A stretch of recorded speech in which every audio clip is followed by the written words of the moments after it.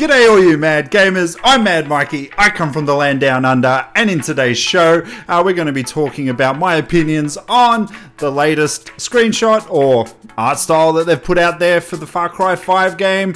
Mario and the Rabbids are going to be teaming up later on this year, Capcom's bringing out another HD remake, plus a lot more Xbox news, all that in today's gaming news opinions, because that's all it is, it's just my opinion. Yeah, what's going on in the world today? People fighting, feuding, looting, it's okay, let it go, let it flow, let the good times roll, tell 'em Mikey, it ain't nothing but gaming. Mad Mikey Gaming. Gamers, what is up on this Thursday show of Mad Mikey's Gaming News Opinions, the show where I do a roundup of all the gaming news that's of importance out there and I just give my little opinion on it all. Don't forget, I don't get paid for this shit, so if you like the video, don't forget to hit the like button, share and subscribe, because I want to do this all the time. I don't want to be doing a 9 to 5 job the rest of my life. I want to be doing this.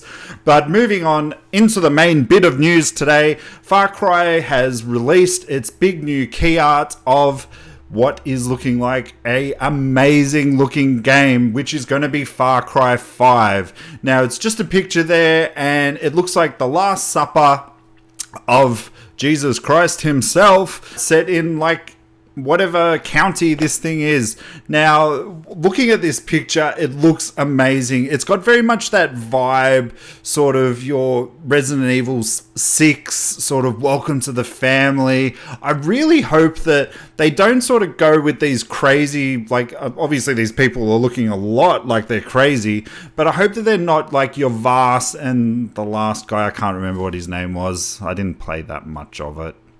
I really hope that it's got a really sort of dark side to it. Like it is looking a lot like it's very much a cult, and it's got my hype level going way up now.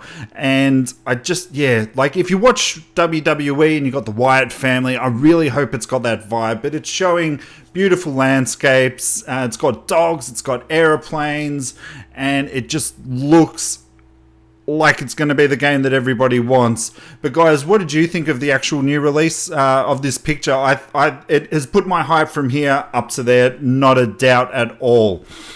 And moving on to the next bit of gaming news opinions, Mario was just walking along one day, and then what happened was, bah! Hey, it's me, I'm Mario. Bah, bah, bah. Oh, would you like to team up and play a game together? Ba ba ba! That sounds great! Mario and the Rabbids! And what are they doing? They're going to be doing a crossover game. It's reportedly going to be called Mario and Rabbids Kingdom Battle. Now, the word going out there is that it is actually going to be an RPG style action game, and it is actually going to feature some shooting games. I really think this is a good move from Nintendo, because Ubisoft has stayed loyal to Nintendo through and throughout all their ups and downs. Obviously, they were on the Wii train. The Wii U, whilst it still wasn't selling, Ubisoft really stuck to their commitment for delivering games on that platform. Whether it was Watch Dogs or, I mean, they still sold Just Dance on there, for God's sakes. Ubisoft has always been loyal to Nintendo, so for them to sort of go out of their way and really invest some time into letting the Rabbids invade the Super Mario world and sort of bring out a really amazing looking game. I mean, it's only just so far a picture. Now, reportedly, there is going to be turn-based battles, exploration through 4 worlds, and an approximate 20-hour campaign story. And by the looks of it, there's about sort of 8 characters. So you're going to have Mario, you're going to have Princess Peach, you're going to have Luigi, and you're going to have Yoshi, and then you're going to have Rabbids dressing up as them. This looks really crazy. I'm really excited about it. And a lot of the rumors is that it's going to be coming out sort of October, September this year. I mean, this is the first that I'd seen about it, but apparently this has been out there for a while. But it's something I'm looking forward to, and as I said, I can't say enough that this just looks like it's a big thank you to Ubisoft for everything and for their commitment to sticking with Nintendo. And in the opening, as I said, Capcom are re-releasing another HD update of one of their games, and it is going to be Dragons Dogma Dark Arisen. Now, this game is actually a really cool game. It's sort of like got an adventure style game crossed with just Dark Souls. This game I played on Xbox 360. I bought it originally when it was just Dragon's Dogma. Then they brought out the Dark Arisen with the extra sort of graphic fidelity, I'd say, as well as a few extra missions. And this game is tough as hell. So if you haven't played it and you're a Dark Souls fan, definitely get on board with this. You guys probably all know my feeling about Capcom and their constant need to re-release games on current gen platforms. It's just, I mean, it happens. If it happened once or twice every now and then, yeah, that's fine. But it's really starting to become a trend, and I'm just wondering when we're going to start seeing some new IPs and some new things from Capcom. Because since the release of the new current gen consoles, that being the PlayStation 4 and the Xbox One, we've since seen like we've obviously seen the Resident Evil games get redone again, for probably like the third or fourth, fifth time, maybe in some cases. You had Devil May Cry 4 come out, which was a really weird one, and there's obviously been a few more. So with Dragon's Dogma coming out, I'll probably buy it, you know. But it was announced over on their Twitter account that it's going to be a re-release. It's coming out later this year on April 26th. So that's another sort of 3 months away, obviously past E3. And moving on to a bit more news, Xbox, the next two news bits are about. The June games with gold have been announced, and what you'll be getting on Xbox One, you'll be getting Speedrunners and Watch Dogs. Watch Dogs is a game that, like, I played it, and I think the disappointment of it not sort of living up to the video and all the trailers, and it was just a really drawn out release for that, because they'd been advertising that at E3 for I think it was a good sort of 3 years.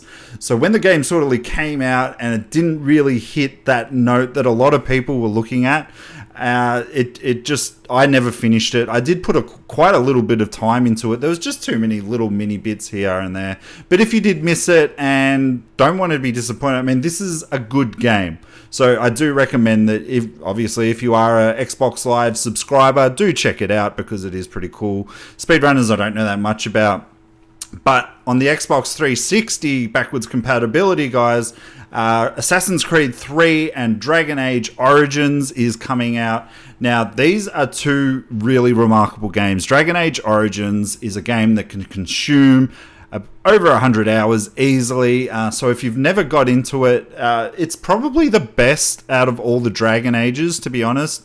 Number 3 didn't really hit its note with me with its open world, and number 2 was good. I did enjoy the actual story, but for a lot of people, it didn't really live up to the wide world that was in the Dragon Age Origins, where it actually just was in a Kirkwall, which was just a town, and then on the outskirts of there. So you're constantly just going to the same places and new things would happen. But I really enjoyed it. Dragon Age is a really good series. But Assassin's Creed 3, this is probably one of the more ambitious Assassin's Creed games that they brought out. And when I first played this game, I didn't really enjoy it. It wasn't until the second time round, when I actually purchased it on the Wii U, that I really sort of took the time to live in that world and thoroughly enjoyed it, because I do love a lot about American history.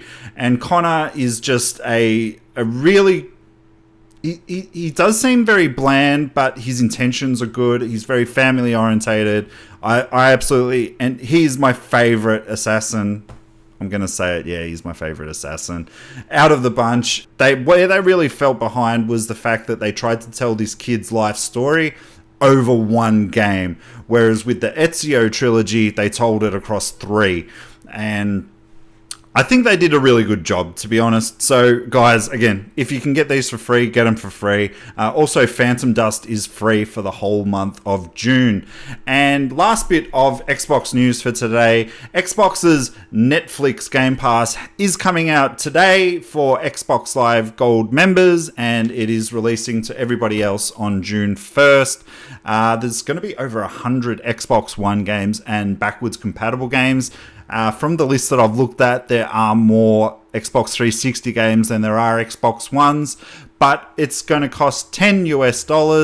It's actually going to be the same here in Australia. It's only $10.95, so that's actually really good. If you don't feel that you're getting the most value that you get out of Xbox Gold, or Xbox Live Gold, this could be a very good and cheaper way of getting and building up your library. For $10 a month, as I said, it's very much like Netflix, and I'm really excited about this. I don't know if I'll get it straight away, but it's something that I might sort of look at as they sort of build upon their library, very much like Netflix. But that is it for today's gaming news opinion, guys. Hit down the comment section down below and let me know what your opinions are on all the gaming news that's going out there at the moment, or if you've got any E3 predictions, I'd love to hear all of those things, because I might do a prediction show fairly soon. But I'll be back tomorrow, I promise. Shit, I'll probably never play. I do have quite a few games that I need to show off, so I'll definitely be there. And I have a pretty big announcement to give off as well on tomorrow's show. But until then, guys, I hope you have a great day gaming, and I will see you later.